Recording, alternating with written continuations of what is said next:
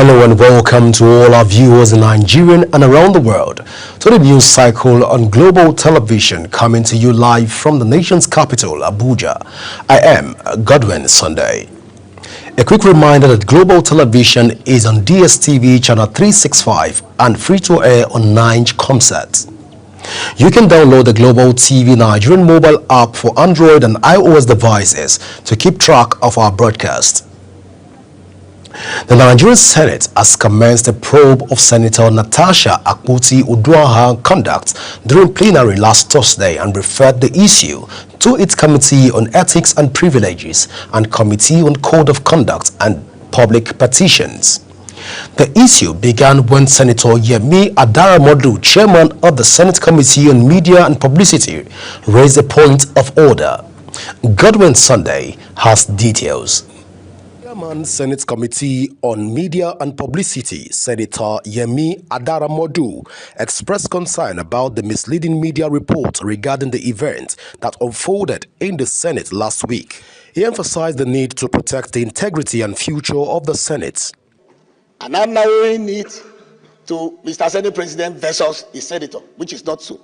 Because our guiding rules, which is our testament and our catechism, our own Bible and our own Quran, which we all subscribe to religiously, embodies and epitomizes the whole Senate of the Federal Republic of Nigeria.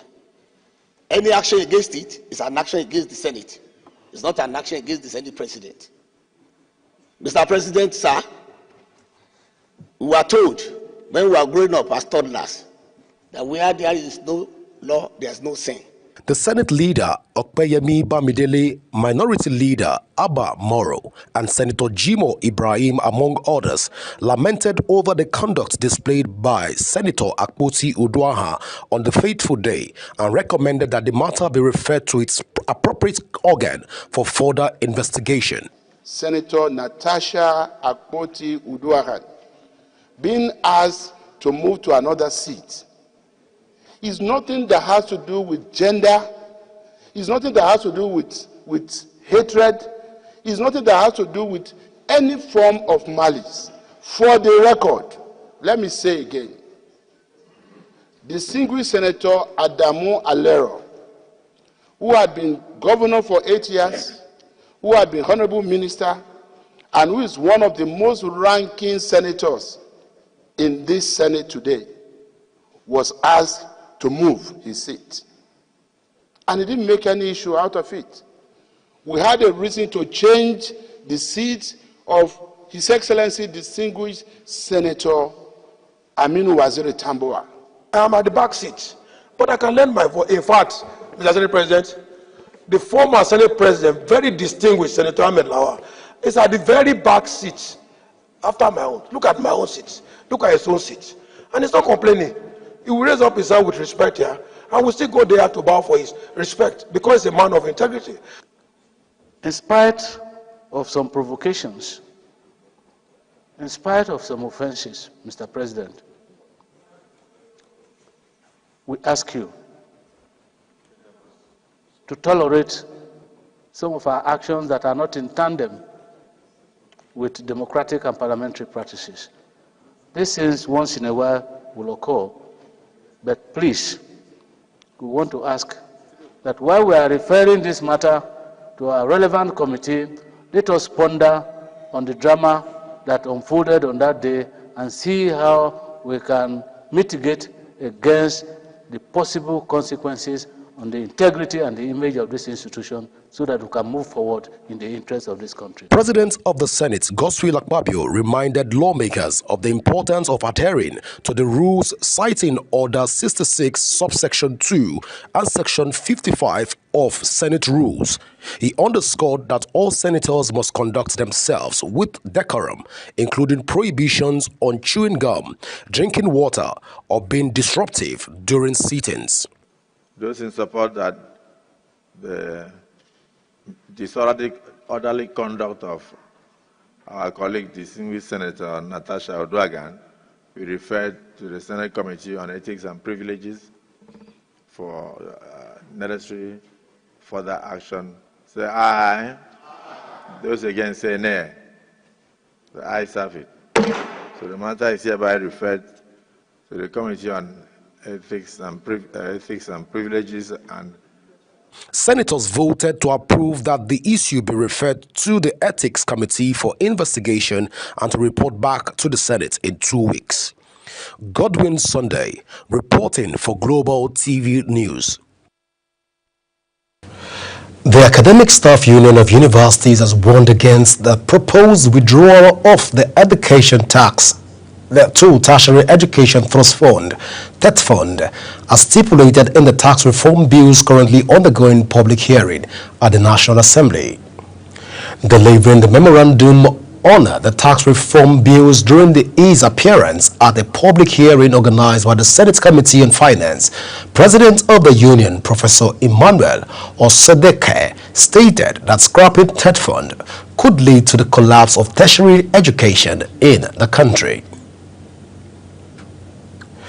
Justice Rama Oshodi of the Lagos State Special Offences Court in Ikeja has dismissed a request for his recusal from the ongoing trial of the former governor of the Central Bank of Nigeria, Godwin Emefiele. Delivering his ruling, Justice Oshodi held the allegation of bias raised by the defense were unsubstantial, stating that there was no evidence to justify his withdrawal from the case. The defense, led by Olaleko Ojo, had orally applied for the judge to recuse himself, arguing that his previous ruling suggested a likelihood of bias. The Independent National Electoral Commission has issued its notice of pause for the Area Council election in the Federal Capital Territory, Abuja. The elections are set to take place on February 21, 2026, starting at 8 a.m. across all polling units within the territory. INEC emphasized that only eligible voters with valid permanent voters cards, PVC, and whose names appear on the register of voters will be allowed to cast their votes. The detained leader of the proscribed indigenous people of Biafra, Nnamdi Kanu, has urged the Chief Justice of Nigeria, Justice Kudirat Kekere-Ekun, to intervene in the reassignment of his case following the recusal of Binta Nyako from his trial. Kanu, in his later appealed to the CGN to direct the Chief Judge of the Federal High Court, Justice John Tuho, to transfer his case to another judge with the requisite jurisdiction. His lead counsel, Aloy Ejimako, stated that Justice Nyako has recused herself from the case on September 24, 2024, following Kanu's request on the grounds of alleged bias. Kayode Egbetokun, the Inspector General of Police, IGP, has commended the Commissioner of Police in Osun State, Mohammed Abba, for ensuring a peaceful and secure environment during the state local government election. In a statement by CSP Yemisi Okpalola, police spokesperson in Osun State, Egbetokun gave the commendation during a visit to the police command. Okpalola said the IGP was in Osun State to supervise and gain a first-hand view of the situation in the state concerning the recently conducted local government election. The Minister of Interior, Dr. Olubunmi Tunji Ojo, has moved to calm tension over the controversy trailing the purported cancellation of the visa on arrival policy, saying the process was upgraded and not scrapped, as being reported. This statement is issued by Director General of the Presidential Enabling Business Environment Council, Princess Zara, in Abuja. Tunji Ojo made the clarification after his closed-door meeting with the delegation of the Presidential Enabling Business Environment Council in Nigeria. The 19 northern umbrella bodies of the Christian Association of Nigeria, also known as CAN-North, have pledged their commitments to the body of Christ in being at the forefront of advocating for the rights and freedom of Christians in northern Nigeria. This development is coming on the heels of calls for more Christian spiritual representation in the North in order to bring renewed energy and focus to Northern Khan's activity and advocacy efforts. Here is Godwin Sunday's report. The Northern Christian Association of Nigeria, Northern Khan, has inaugurated 19 new executives to steer the affairs of the organization. Speaking to newsmen in a press conference in Abuja to mark the first official outing of the new ESCO, the chairman spoke on the significance of the inauguration towards promoting Christian interest and welfare in the region amidst the long-standing leadership challenges facing the Christian body in northern Nigeria. It is our responsibility to stand for justice, to be the voice of the voiceless, and to advocate for the right of all citizens. We will partner with our national Khan, our regional Khan, our state chapters of Khan. We will also partner with civil society, government entities, and other faith groups to ensure that every person, regardless of their background, has access to the opportunity and protection they deserve. In the days to come, the conversation will largely be centered around Khan being at the forefront of advocating for the rights and freedom of Christians in northern Nigeria. This new leadership of Khan in 19 northern states is going to serve the northern Christians in Nigeria with integrity, honesty, courage, and love for all. Yesterday, during my acceptance speech, I said, and I want to repeat, if there is a term for office, and it starts on a particular day, then when the date ends, you must leave and allow another person to do. I am Godwin Sunday, reporting for Global Television News. At least 5 people have been confirmed dead, while 20 others remain missing after 2 speedboats collided along the waterways in Warri South local government area of Delta State. The tragic accident reportedly involved boats ferrying passengers returning from a burial ceremony. The fatal crash was largely attributed to poor visibility, with some believing that most of the passengers were not wearing life jackets at the time of the incident. In furtherance of its effort at enhancing Nigerian primary health subsector, the United Nations Children's Fund UNICEF has met with partners and critical stakeholders on its Primary Health Care Memorandum of Understanding MOU dissemination program.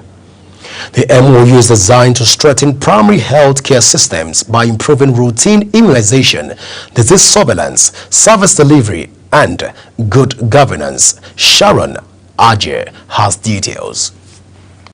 Deputy Governor of Gombe State, Manasseh Jatau, emphasized the need for more partnerships in facilitating the healthcare system, noting that there is need for the sponsorship of researchers to produce a vaccine in the country in order to limit costs of medicine importation. I believe that there is a compelling need to sponsor researchers to produce medicines and vaccines for our all local plants that we have here.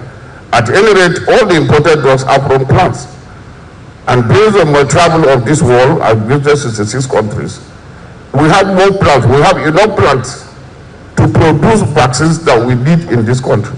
Frowning at the United States declaration of a freeze on foreign aid and withdrawal from the World Health Organization (WHO), UNICEF's deputy representative of programs, Ronak Khan, called for a revitalization of health care system and optimal use of resources to help access proper health services. Really reduce the reliance on others at all levels.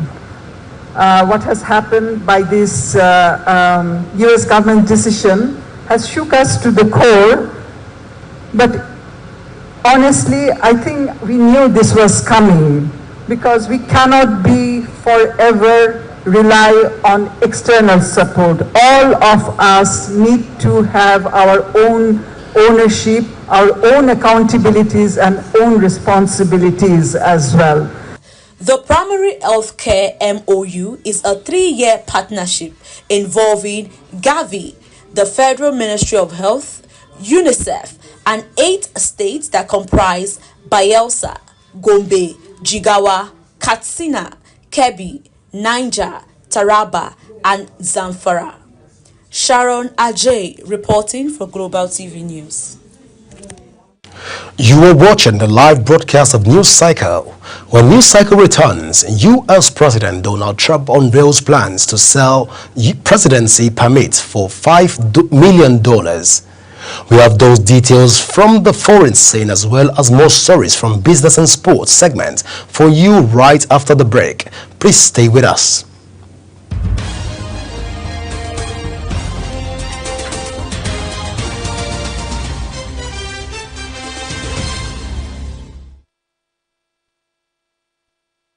Do you know that Global Television can be watched in Nigeria and all over the world?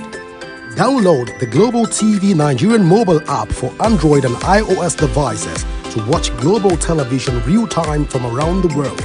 What are you waiting for? Start downloading and stay connected to Global Television.